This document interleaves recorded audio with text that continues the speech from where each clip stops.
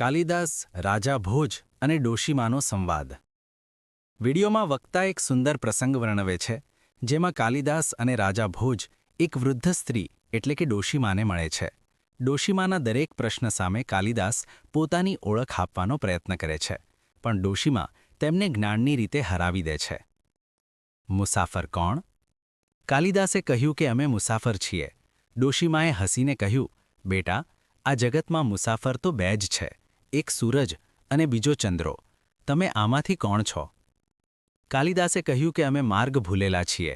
ડોશીમાએ કહ્યું, માર્ગ ભૂલેલા પણ બે જ હોય, એક વિષયમાં આસક્ત થયેલું મન અને બીજો અજ્ઞાની. તમે આમાંથી કોણ છો? કાલિદાસે કહ્યું કે અમે અજાણ્યા છીએ.